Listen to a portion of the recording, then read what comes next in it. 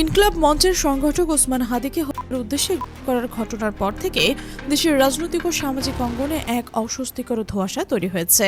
এই হামলা কেবল একজন ব্যক্তির ওপর আক্রমণ নয়, এটি সাম্প্রতিক সময়ে চলমান রাজনৈতিক অস্থিরতা, নিরাপত্তাহীনতা এবং ক্ষমতার দ্বন্দ্বকে নতুন করে সামনে এনে দিয়েছে।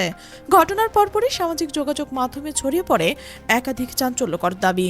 বলা হয় হামলার সঙ্গে জড়িত মূল শুটার সাবেক ছাত্রলীগ নেতা ফয়সাল করিম মাসুদ, যিনি দাউদ খান নামেও পরিচিত, এবং তার সহযোগী মোটরসাইকেল চালক আলমগীর হোসেন 12 ডিসেম্বর সন্ধ্যার দিকে সীমান্ত অতিক্রম করে ভারতে প্রবেশ করেছে। আরও বলা হয় তারা বর্তমান ভারতের আসাম রাজ্যের গুয়াহাটি শহরে অবস্থান করছে এবং তাদের দেখভাল করছে আওয়ামী লীগের নেতা জাহাঙ্গীর কবির নানকের ব্যক্তিগত সহকারী মোহাম্মদ মাসুদুর রহমান বিপ্লব।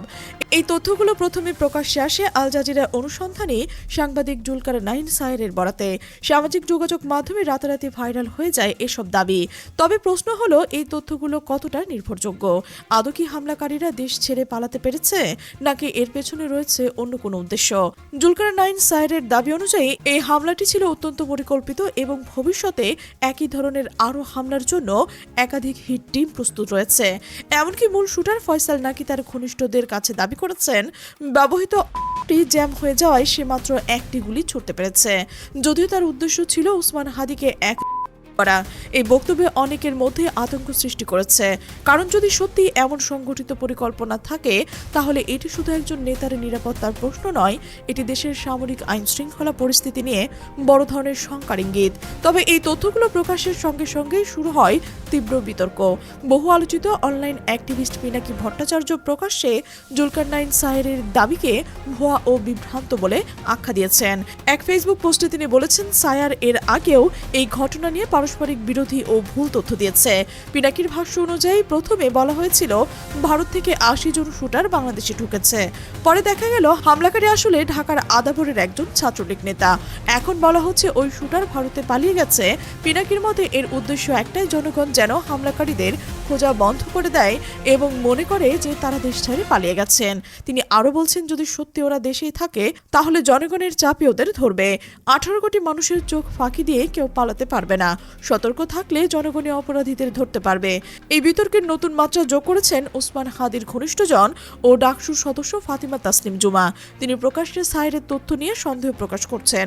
জুমার মতে, যে একজন আসামি আগে গ্রেপ্তার হয়েছে তার সব তথ্য গোয়েন্দা সংস্থার হাতে থাকার কথা। তবুও যদি তাকে চিহ্নিত করা বা আটক করা না হয় তাহলে সেই দাবি বিশ্বাসযোগ্য মনে হয় না। তার ভাষ্য অনুযায়ী পালিয়ে গেছে বলে হতাশা তৈরি করা হতে পারে, যাতে এর দায় এড়াতে পারে পালানোর সহযোগিতা করার সুযোগ তৈরি হয়। তিনি আরও দাবি করেছেন, পুরো ঘটনাটি একটি সক্রিয় সিন্ডিকেট দ্বারা পরিচালিত হচ্ছে এবং হামলাকারীদের সহযোগীরা একটি হাসপাতালে পর্যন্ত উপস্থিত ছিলেন। জুমা জোর দিয়ে বলছেন যে তারা সবাই জীবিত অবস্থায় পুরো সিন্ডিকেটকে গ্রেপ্তার হতে দেখতে চায়। একই সঙ্গে তিনি ওসমান হাদি সহ সংশ্লিষ্ট সকলের নিরাপত্তা জোরদারে দাবি জানাচ্ছে। তার বক্তব্য স্পষ্ট, হতাশা, আইন শৃঙ্খলা বাহিনীর কার্যকারিতা নিয়েও গুরুতর প্রশ্ন রয়েছে। এই অভিযোগগুলো শুধু জুমার মধ্যেই সীমাবদ্ধ নয়। ওসমান হাদির ঘনিষ্ঠ চিকিৎসক শাহজালাল সহ আরও অনেকেই মনে করছেন হামলাকারীরা এত অল্প সময়ে ঢাকা থেকে সীমান্ত পেরিয়ে ভারতে চলে যাওয়ায় বাস্তবসম্মত নয়। গুলি চালানোর পরেই সিসিটিভি ফুটেজ ছড়িয়ে পড়ে, যা পালানোর পথকে আরও জটিল করে তোলে। তাদের যুক্তি, যারা এখন গোপন সূত্রে কথা বলছে তারা যদি সত্যি শক্তিশালী তথ্য রাখতেন তাহলে হামলার আগে সতর্ক বার্তা দিতে পারত। ফলে গ্রেপ্তার না হওয়া পর্যন্ত কারো বক্তব্য অন্ধকারে বিশ্বাস করার সুযোগ নেই। ইনকিলাব মঞ্চের সদস্য সচিব জবাবে আরও এক ধাপ এগিয়ে অভিযোগ করেছেন, পুলিশ প্রশাসন ও গোয়েন্দা সংস্থাগুলোর ওপর বর্তমান অন্তর্বর্তী সরকারের কার্যকর নিয়ন্ত্রণ নেই। তার দাবি অনুযায়ী অনেক ক্ষেত্রে প্রশাসন উল্টো ভুক্তভোগীদের কাছ থেকেই তথ্য চাইছে, যা পরিস্থিতির ভয়াবহতা নির্দেশ করছে।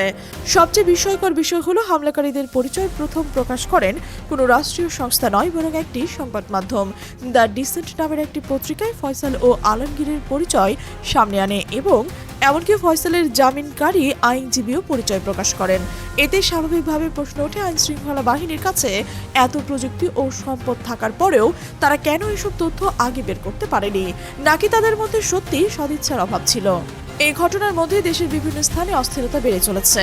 ঢাকা বিশ্ববিদ্যালয় থেকে শুরু করে উত্তরার সহিংসতা, উস্কানি ও বিভ্রান্তমূলক কর্মকাণ্ডের অভিযোগ উঠেছে। অনেকের মতে এসব ঘটনার উদ্দেশ্য জনগণের দৃষ্টি আসলে অপরাধীর দিক থেকে সরিয়ে অন্যখানে নেওয়া। বিশ্লেষকরা বলছেন ঢাকা বিশ্ববিদ্যালয় বরাবরই বাংলাদেশের রাজনৈতিক আন্দোলনের কেন্দ্রবিন্দু। ইতিহাস সাক্ষ্য দেয় দেশের বড় পরিবর্তনগুলোর সূচনা এই ক্যাম্পাস থেকেই হয়। তাই এখানে অস্থিরতা তৈরি হলে তার প্রভাব পড়তে পারে জাতীয় রাজনীতিতে।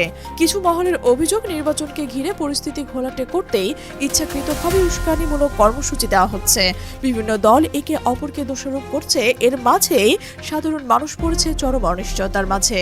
ওসমান হাদির ওপর হামলার ঘটনা এখন আর একটি বিচ্ছিন্ন অপরাধ নয়, এটি পরিণত হয়েছে তথ্যযুদ্ধ, রাজনৈতিক সন্দেহ এবং প্রশাসনিক ব্যর্থতার প্রতীকে।